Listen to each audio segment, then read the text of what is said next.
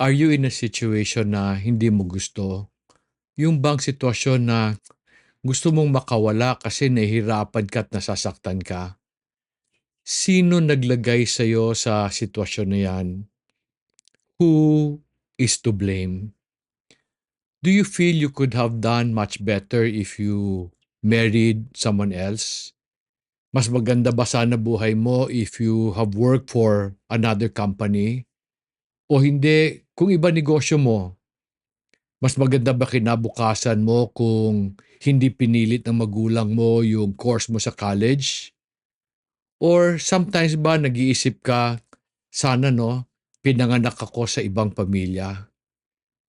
Naisip mo rin ba na sana kung matangos ilong mo o mas maputi balat mo, siguro you would be more beautiful and more successful? Meron ka bang pangarap na hindi natupad kasi may sumira sa plano mo? Siguro yung magulang mo, asawa mo, or kaibigan mo. Sino ang may kasalanan sa sitwasyon mo ngayon? Let me ask you another question. Yung tao bang sinisisi mo, pinilit ka ba niya mapunta sa sitwasyon mo today?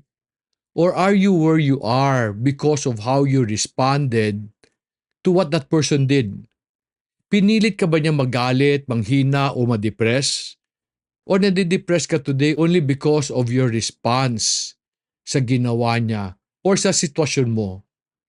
Alam mo, many years ago, someone told me, Dong, I failed because of you. Sabi ko sa kanya, that is not true. Sabi ko, he failed because he chose to respond the way he did. Alam mo, posibleng may ginawa akong mali sa kanya. But he could have chosen a different path or have responded better to what I did para mag-improve yung sitwasyon niya. Para bang si Joseph sa Egypt?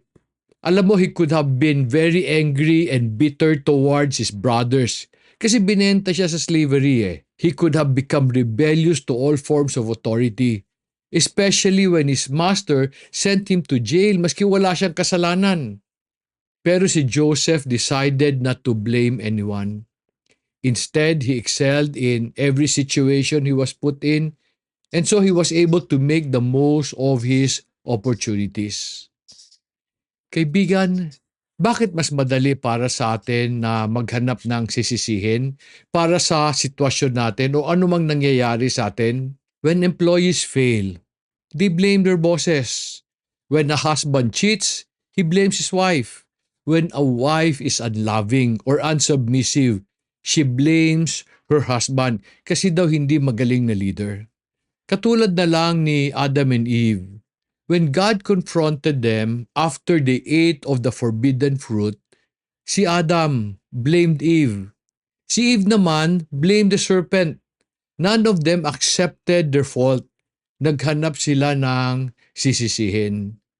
Totoo ba na Eve forced Adam to eat of the forbidden fruit? Let me show you what happened. Babasahin natin ang Genesis chapter 3 verse 6. When the woman saw that the tree was good for food, and that it was a delight to the eyes, and that the tree was desirable to make one wise, she took from its fruit and ate. And then listen to this. And she gave also to her husband with her, and he ate. Friends, alam mo ba na si Adam was besides Eve when Eve was talking and arguing with the serpent? He was there listening. Wala siyang sinabi, hindi rin niya pinigilan si Eve.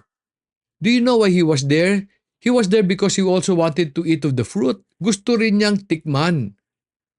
However, nung finally gumawa na sila ng kasalanan, sinisi niya misis niya.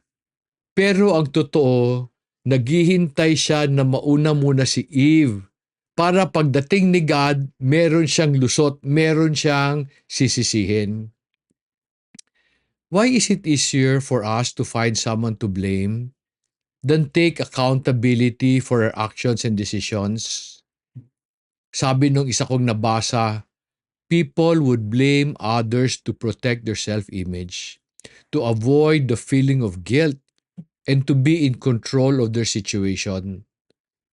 As I thought about these ideas, ininisip ko ano ba talaga ang rason na mas madali sa atin maghanap ng sisisihin. Ang belief ko, It is the lack of humility.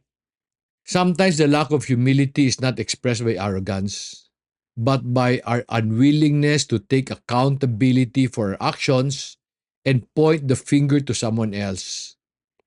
When you blame others, it is because hindi mo maamin na meron kang mali or meron kang dapat nagawa na hindi mo ginawa. Let me ask you this question. When you decided to blame others, did it improve your situation? Did it justify your action?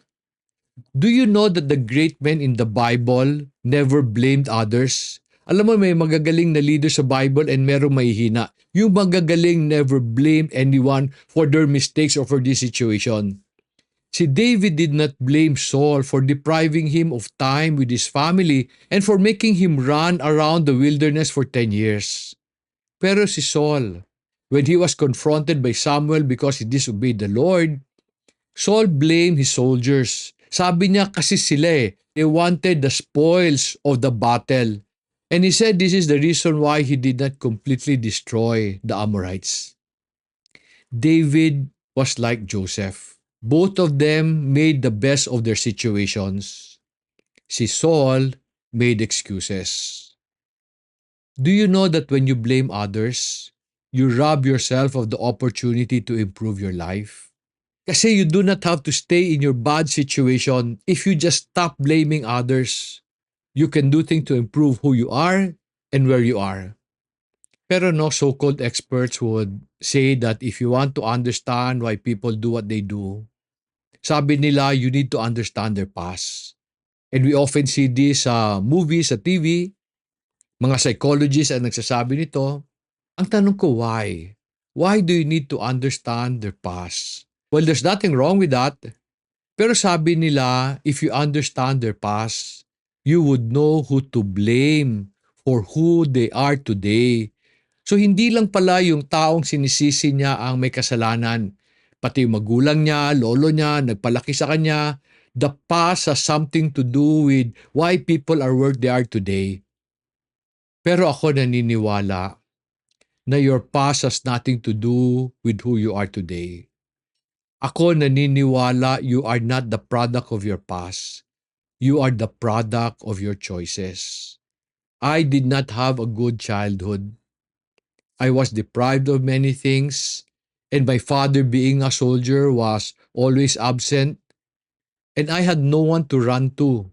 I did not find my relatives very encouraging, so I have all the reason to blame my past. But then I realized I also have the power to change my future if I stop blaming the past and making proper choices. Friends, do you know that when you blame others, you give them the power to control your life?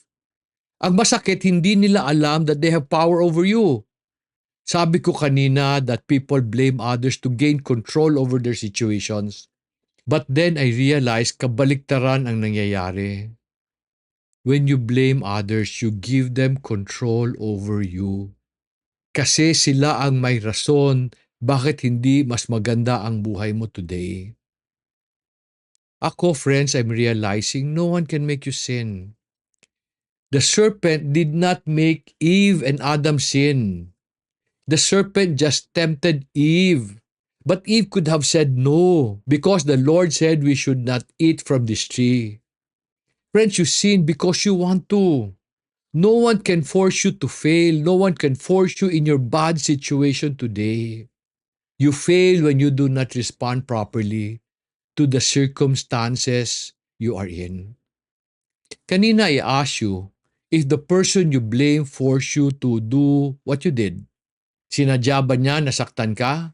Nasirain ang panaginip mo? And gawin kang masamang tao? Hindi. Because all of us have a choice.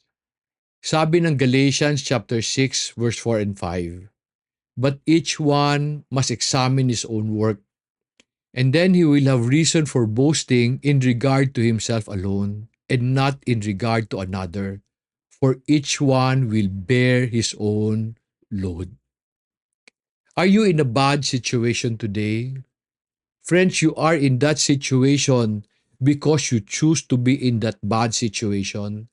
Because of free will, God has given you the power to change your present circumstances and especially your future.